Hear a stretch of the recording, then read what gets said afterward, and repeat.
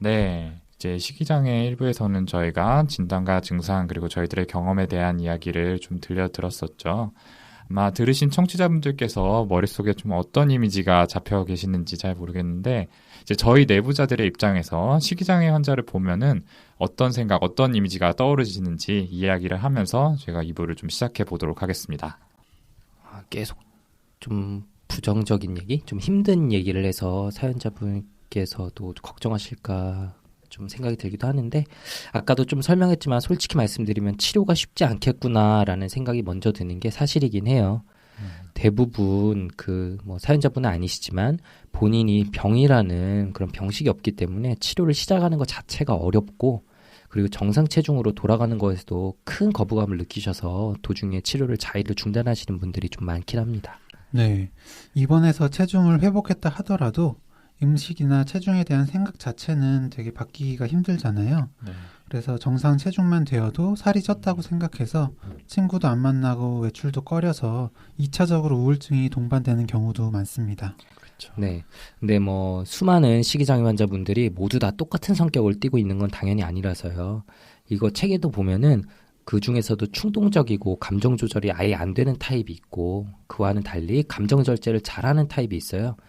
저희가 워낙 힘들게 봤던 충동적인 환자분들이 뇌리에 강하게 남아있어서 그 얘기만 지금 많이 하는 거지 사연 주신 분 같은 경우에는 보내주신 것만 봐도 차분함이 느껴지고 무엇보다도 병식이 있으시잖아요. 네, 제대로 된 치료를 받으시면 예후가 좋은 편에 속하는 분이 아닐까 전 예상해 봅니다. 네, 맞습니다. 네, 이렇게 식이장애 치료가 어렵다는 얘기 하다 보니까 저는 예전에 봤었던 만화책인 슈퍼닥터 K라는 만화가 좀 떠오르는데요. 뭐예요? 뜬금포는? 닥터 K요. 네, 갑자기 왜? 네, 제가 예전엔 만화책 정말 좋아했었거든요. 그 중에서도 이 만화는 진짜 감명 깊게 봤었어요. 그래서 대학교 입시 때 자기소개서에 감명 깊게 읽은 책에다가 슈퍼닥터 K를 맨 앞에 적어서 내기도 했었어요. 붙었어요? 그래서, 저희 학교예요? 그래서 그때는 그 대학교에는 가지 못했습니다. 좀 예전부터 독특하셨던 것 같긴 한데 어떻게 그런 생각을 했어요? 네, 역시 바보 선생님답네요. 진짜 남다르네요. 정말 이 만화를 보면서 의사가 돼야겠다 이런 의지를 아무튼 그 만화책에는 그 닥터 K라고 초등학생 때 총에 맞은 아버지 몸에서 총알을 뽑는 수술을 한다든지 충수염에 걸렸는데 자기가 거울을 보면서 수술을 하기도 하는 말도 안 되는 능력을 가진 의사가 등장해요. 네. 그것들 말고도 정말 어려운 수술을 하고 아무도 못 고친다는 병을 고쳐내는 모습을 보여주는데요. 이 이야기를 하는 이유가 뭐냐면 그 중에 한 에피소드가 거식증 환자를 치료하는 에피소드가 있었어요. 지금 생각해보면 좀 유치하면서도 핵심을 짚은 게 뭐냐면 살이 찌면 예쁘지 않다라고 믿고 거식증에 걸린 환자의 병실에다가 르누아르라는 화가의 그림을 걸어 놓아서 그 생각을 바꾸게 하는 장면이 나왔거든요. 그 르누아르 그림을 보면 아주 날씬하진 않고 좀 통통한 편인 사람들이 나오는데 정말 아름답게 보이거든요. 말은 좀 되게 그럴듯해 보이네요. 네. 그런데 식이장애 환자분들이 갖고 계신 그 강렬한 생각, 살찌는 거에 대한 공포가 그 정도로 바뀌기는 쉽지 않을 것 같아요. 그래도 이제 거식증 환자분들이 그 본인의 신체에 대해서 왜곡된 이미지도 갖고 있고 또 날씬해야 한다는 일종의 왜곡된 생각에 몰두하기 때문에 이렇게 다른 관점의 아름다움도 있다. 날씬해야만 아름다운 것은 아니다. 이런 생각을 갖게 한 게 필요하다는 점은 치료에도 굉장히 중요한 얘기긴 하죠. 네. 역시 치료가 쉽지 않고 치료하는 입장에서도 좀 답답하기도 하고 이런 좀 부정적인 말씀을 좀 자꾸 드려서 좀 죄송한데요. 꼭 그런 거는 아닙니다. 워낙 이제 케이스 바이 케이스고 분명히 좋아지시는 분들도 많이 계시니까 저희가 그 점을 꼭 말씀을 좀 드리고 싶네요. 자, 그러면 이제 이런 식이장애가 왜 생겼느냐, 왜 생기게 되느냐 이거를 좀 짚어봐야겠죠. 앞에서 식이장애가 이제 또래 집단의 평가나 부모님의 평가 아니면 사회적인 분위기 이런 것 때문에 생길 수 있다라고 얘기가 잠깐 나왔는데 역시 분석적으로 조금 한번 이야기를 나눠보는 것도 필요하지 않을까 싶어요. 윤유 선생님 준비되셨죠? 네. 정신분석적 관점에서 보면 통제감으로 설명드릴 수가 있습니다. 거식증 환자들 보면 특징적으로 나의 행동이나 감정, 몸을 통제하는 느낌이 없는 걸 발견을 했어요. 그래서 청소년기의 부모로부터 독립을 해서 정체성을 확립하는 게 중요한 과제인데 이 독립이 잘 안 되니까 자기 자신에 대한 통제감이 부족하다라고 이야기를 하고요. 결국 굶고 마른 상태에서만 내가 내 몸은 조절할 수 있는 거구나 라고 느끼게 되더라고요. 네. 환자 부모님들 보면 환자가 독립하기 어렵게끔 좀 엄격하거나 자녀의 행동을 컨트롤하려는 경향을 가진 분들이 많이 있었던 것 같아요. 맞아요. 네네, 그렇죠. 이렇게 엄격한 부모님을 가지신 경우가 많은데 조금 더 어려운 이야기로 이런 어린 시절에 본인한테 내재된 가혹하고 엄격한 어머니의 모습을 공격하기 위해서 식사를 거부한다라는 이론도 있습니다. 네. 이 공격으로 인해서 사실 고통을 겪는 건 표면적으로 봤을 때는 나 자신이지만 내 안의 무의식이 실제로 처벌하기 원하는 거는 내 안에 내재된 어머니의 가혹한 모습, 엄격한 어머니의 모습이라는 거죠. 네. 저도 처음에 그 이론을 배웠을 때 무슨 말도 안 되는 소리야 이러고 정말 이해가 잘 안 됐었는데요. 일견 듣기에는 조금 그럴 수 있죠. 이걸 약간이라도 쉽게 설명해 보자면요. 아까 그 희우 말처럼 엄격하고 통제가 심한 어머니에게서 심리적으로 독립을 하지 못한 거예요. 이분들이. 그래서 자신을 분리된 하나의 인격체가 아닌 어머니의 오른팔처럼 생각한다는 거고 자기 무의식 속에는 가혹한 어머니의 모습이 항상 들어있는 거예요. 자기는 이제 성장하고 어른이 돼야 되는데 그래서 살아남기 위해서 그 속에 들어있는 어머니의 모습을 굽는 방법을 통해서 이렇게 없애려 한다는 거죠. 네. 근데 뭐 이게 실제 환자분들 이야기를 들어보면은 뭐 항상 맞는 건 아니지만 그럴듯하게 이제 맞아 들어갈 때도 있더라고요. 그래서 뭐 이거 말고도 식이장애를 설명하는 이론들은 물론 여러 가지가 더 있어요. 네. 그 본인을 특별한 존재로 보이기 위해서 음식을 거부한다는 이론도 있습니다. 그 부모의 의견대로 이제 수능에서 지낸 자신을 좀 더 특별한 존재로 보이기 위해서 음식 섭취를 거부한다는 거죠. 그리고 이제 다른 사람들을 탐욕스러운 존재로 만들기 위해서 계속 음식을 권유하거나 다른 사람들이 먹는 양을 체크하기도 합니다.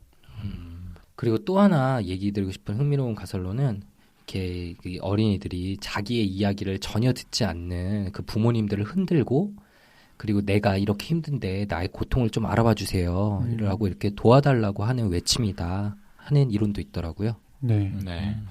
이렇게 분석적인 관점에서 식이장애를 설명하는 여러 가지 이론과 가설에 대해서 짚어봤는데요. 생물학적으로는 이제 포만감하고 허기를 조절하는 뭐 렙틴이나 그렐린 같은 물질의 이상을 이야기하기도 하고 아니면 뇌내 보상 기전을 관장하는 오피오이드 시스템과 연관이 되어 있다라는 사실이 밝혀지기도 했는데 사실 요거는 조금 불확실한 이야기이기도 하고 뭐 지루하실 테니까 제가 뭐 자세히 말씀드리지는 않겠습니다. 그럼 이제 조금 더 관심 있어 하실 식이장애 치료로 좀 넘어가 보죠. 우리가 왜 치료를 받아야 하는지 그리고 어떤 치료 방법이 있는지에 대해서 이야기를 해야 될 것 같은데요. 우선 꼭 치료를 받아야 하는 이유에 대해서 제가 먼저 좀 해볼게요. 식이장애가 뭐 아까 중학생, 초등학생 이런 얘기들 했는데 성장에 크리티컬한 이런 청소년기에 주로 발병하는 경우가 많나요. 그래서 이 나이에 영양실조가 오래 가게 되면 뭐 소화기관, 생식기관 같은 신체 발달이 제대로 안 되는 것뿐만 아니라 뇌 발달이 저하가 되니까 뭐 인지 기능도 제대로 발달하지 못하고 다른 정신질환들에도 취약해지는 거예요. 그래서 우울증이나 뭐 사회공포증, 강박장애 같은 다른 질환을 같이 겪게 되는 경우도 흔하게 보고요. 네. 그런 청소년기 발달상의 여러 문제들이나 이제 뭐 다른 정신질환 같이 겪으시는 것들도 문제긴 하지만 사실은 이제 당장 생명이 위험할 수가 있잖아요. 네. 통계 내는 방법에 따라서 차이가 있기는 한데 거식증은 정신질환 중에 가장 사망률이 높은 병입니다. 치료받지 않으면 정말 죽을 수가 있기 때문에 반드시 치료해야 되죠. 서양에서는 그 유명한 그룹의 여자 보컬이 거식증으로 죽은 후에 그 심각성에 대해서 많이들 알게 됐는데 우리나라에서는 그 정도까지는 아직 좀 생소한 것 같네요. 네. 그래가지고 뭐 연예인들이나 모델들이 많이 걸리고 또 이런 사람들이 TV에 나와서 많이 비춰지고 그러니까 청소년들이 영향을 받는다. 그게 문제가 된다. 이런 이야기들이 워낙 많았어요. 그래서 실제로 프랑스에서는 이런 악영향을 막기 위해서 패션 모델을 하려면 이 BMI라는 걸 기준으로 한 건강진단서를 제출해야만 뭐 모델로 활동할 수 있는 법안이 2015년에 통과되기도 했다고 하더라고요. 오, 네. 되게 그럴듯한데요. 네. 그 다른 정신과 병처럼 이게 또 병식이 낮은 게 치료하는데 큰 방해물이라고 저희가 계속 말씀드렸잖아요. 정말 정신증 수준으로 병식이 없어서 이게 본인의 문제라는 걸 전혀 받아들이지 못하고 치료 세팅 자체에서 떨어져 나가는 경우도 꽤 많습니다. 그래서 치료를 자발적으로 포기하는 경우도 많고 이런 분들은 되게 식이 증상 자체도 심해서 아까 허경 선생님 말한 것처럼 언제든 생명 자체가 위험해질 수 있기 때문에 뭐 중증 알코올 환자분들, 약물 중독 환자분들처럼 강제 입원이 필요해서 그렇게 진행되는 경우도 많아요. 네. 이전에 그 수백 명의 거식증 환자들을 대상으로 한 20에서 30년간 지켜본 외국의 연구가 있었는데 그중 총 18%가 그러니까 뭐 6명 중에 1명 이상이죠. 결국 합병증이나 자살로 사망하였다고 보고된 게 있었고요. 그 외에도 다른 연구들이 여러 개 있는데 가장 사망률 낮게 나온 게 5%예요. 보통 5에서 14% 정도라고 하니까 정말 가볍게 볼 질환이 아니죠. 그렇네요. 사망률이 꽤 높네요. 이게 이렇게 치료를 받지 않으면 위험한데 치료를 하는 것 자체도 쉽지 않다. 이렇게 좀 이야기가 흘러가고 있는데 그러면 구체적인 이 식이장애의 치료 방법에는 뭐가 있을까요? 네, 일단 보통 정상 체중보다 한 20% 이상 적으면 일단 입원해서 치료를 받으셔야 해요. 탈수나 전해질 이상 같은 문제를 교정하는 게 약물 치료나 아니면 정신 치료보다 우선이 됩니다. 생각보다 내과적 합병증이 동반된 경우가 흔해서 저희도 혈압 검사를 비롯한 여러 검사 결과를 신경 써서 확인을 하고요. 입원하시면 식사 후에는 2시간, 간식 후에는 30분 이런 식으로 시간을 정해서 구토하지 못하도록 화장실에 못 가게 하거나 가더라도 다른 사람과 함께 가도록 그렇게 합니다. 네, 그렇죠. 그리고 또 입원을 하고 나서 급작스럽게 안 하던 식사를 이렇게 많이 하시게 되면 위가 갑자기 늘어나기도 하고 혈액순환에도 문제가 생길 수 있고 그래서 식사를 여러 번에 나눠서 소량씩 드려요. 식사량도 조금씩 늘려나가고요. 그래야 이제 환자분들 심리적인 거부감도 좀 덜 하시겠죠. 네, 그렇죠. 네. 그리고 이렇게 치료를 통해서 신체적으로 안정이 되고 나면 인지행동 치료를 주로 하게 돼요. 식이장애에서는 인지행동 치료가 핵심인데 벌써 뭐 여러 번 이 치료에 대해서 이야기를 하긴 했었죠. 네네. 네, 그죠. 이전에 그 공황장애 방송 때 저희가 간단하게 설명을 드렸던 것처럼 인지치료와 행동치료로 좀 나뉘어져서 인지치료는 어떤 이 바디 이미지나 식사행동이 가져올 결과에 대해서 잘못된 믿음을 가지고 있는 걸 찾아내고 이걸 교정하는 데 초점을 맞추고 있고요. 행동치료는 식이습관을 개선하는 데 실제적으로 도움이 될 계획을 제시하는 데 초점을 맞추고 있습니다. 자, 예를 좀 들어보자면요. 인지치료에 타겟이 되는 잘못된 믿음의 유형 중에 자동화 사고와 파국화라는 게 있습니다. 보통 사람들이 살이 쪘다, 너 살쪘다 라는 얘기를 들으면 아, 살쪘네 하고 스트레스를 받는 정도에 좀 그친다면은 식이장애를 앓고 계신 분들은 자동적으로 아주 극단적인 결과까지 상상을 하게 돼요. 내가 보기 흉한 퉁보가 돼가지고 사람들로부터 따돌림 당하고 사회생활도 못하고 하는 일마다 실패하겠지. 이 정도로 좀 극단적인 생각을 하시게 되는 거죠. 네. 이런 생각의 고리를 인식을 하고 중단할 수 있게 만들어주는 게 바로 이 치료의 목표가 되겠습니다. 네. 그리고 행동치료도 예를 들어서 이야기해보면 폭식증 환자의 경우에 차이는 있긴 하지만 폭식 행동을 유발하는 상황이 있습니다. 밤에 혼자 있는다든지 다른 사람하고 같이 식사하는 자리에서 나한테 음식을 더 먹길 권한다든지 하는 그런 것들이 있죠. 그래서 이런 상황에서 적절하게 대처하는 스킬이라든지 아니면 폭식 행동에 대체할 대안적인 행동들을 찾도록 가이드하는 게 행동치료입니다. 그리고 앞서 그 허규영 선생님이 이야기한 식후 한 30분, 2시간 이렇게 앉아 있는 것, 이거 역시나 행동요법의 일종이라고 볼 수 있습니다. 네, 그렇죠. 그리고 이제 인지행동 치료 이외에 신체 감각에 집중하도록 하는 치료도 도움이 될 수 있습니다. 그 자기의 몸을 이제 실제와는 다르게 생각하는 대로 느끼는 게 식이장애 환자의 큰 문제인데 이런 발, 다리, 종아리 등 이제 신체 하나에 이제 집중을 하면서 실제 신체에 대해 느낄 수 있도록 하는 치료법이죠. 네. 그리고 약물 치료 얘기를 당연히 꼭 해야겠죠. 그 식이장애에서 뚜렷한 호전을 가져오는 게 좀 어려운 경우들도 있는데 그래도 고용량의 항우울제 및 필요한 경우 항정신병 약물들까지 사용하면 그런 약물 치료가 도움이 되는 경우들이 꽤 있어요. 네, 그죠. 네. 맞아요. 특히 우울증이나 강박장애 같은 다른 정신과적 질환이 동반된 경우도 많고 자살 사고를 호소할 때도 있는데 그럴 경우는 더욱 필요하고요. 뭐 약물 치료한다고 바로 확 좋아지는 건 아니고 그리고 또 환자분들이 치료에 대한 저항이 큰 경우가 많아서 길게 유지하기 어렵다 보니까 이게 좀 어려운데요. 그러다 보니까 또 이렇게 사연에 나온 것처럼 말도 안 되는 좀 달콤한 멘트들로 유혹하는 곳들이 기승을 부리고 있어서 그런 거 보면 참 좀 안타깝습니다. 정말 말도 안 되는 것 같은데. 그러게요. 뭐 그런 이야기 있다면은 저희도 네. 좀 사용하고 싶은데, 네, 아무튼 안타깝습니다. 예, 지금까지 이제 식이장애에 대한 얘기를 쭉 나눠봤습니다. 이제 인트로에서 저희가 말씀드렸던 것처럼 식이장애도 공황장애와 비슷하게 연예인들이 앓고 있다고 고백한 경우가 많았죠. 네. 그래서 청취자분들도 아마 막연하게들 알고 계신 부분이 많으셨을 텐데 이번 방송을 통해서 조금 정리가 되셨으면 좋겠습니다. 그리고 실제 식이장애로 치료를 고민하시고 있는 분께 도움이 될 수 있다면 그거는 정말 더할 나위 없이 뿌듯할 것 같다는 생각도 드네요. 네. 뭐 여러 번 말씀드리지만 오늘 저희가 너무 안 좋고 무서운 이야기만 해서 사연자분의 걱정이 더 커지지는 않을까 이런 생각도 드는데요. 근데 아까 말했다시피 식이장애 환자분들도 여러 가지 유형이 있는 거고 사연자분께서는 제대로 된 치료를 받으시면 호전되실 가능성이 충분히 있다고 저는 생각합니다. 아, 예, 저희 네. 그렇게 생각합니다. 네. 네.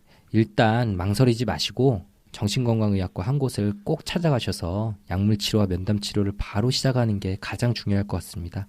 좀 망설여지실 수 있겠지만 꼭 가시라고 말씀드리고 싶습니다. 네, 이야기 중에도 나왔는데 저희 식이장애 전문 정신과도 있잖아요. 그렇죠. 예, 그런 부분은 아무래도 좀 더 특화가 돼 있고 이런 인지 치료나 행동 치료를 하기 위한 세팅이 잘 잡혀 있는 경우가 있으니까 그런 병원을 방문하셔서 상담해 보시는 걸 꼭 권유드립니다. 네, 이렇게 오늘 파트 1 정비소 시간 마무리를 좀 지어보고요. 자, 마지막으로 어김없이 사연, 질문, 피드백 보내주실 메일 주소 소개가 필요한데요. 김지훈 선생님한테 한번 부탁드려볼게요, 오늘은. 되게 눈을 피하고 있어. 네. 맨날 듣기만 해서 직접 하려니까 굉장히 어색하네요. 그렇죠. 뭔 말 해야 될지. 네, 사연이나 피드백 그리고 어떤 얘기라도 보내주시면 감사하겠습니다. brainrich6@gmail.com brainrich 숫자 6 gmail.com입니다. 그리고 저희 페이스북에 뇌부자들 페이지에 들어오셔서 메시지를 보내주셔도 감사하겠습니다. 네, 많은 사연과 질문 보내주시기를 바라겠고요. 자, 파트 1 정비소 시간 이걸로 마치고 저희는 파트 2 얘 왜 이러는 걸까요? 에서 또 재미있는 이야기로 찾아뵙도록 하겠습니다. 감사합니다. 감사합니다.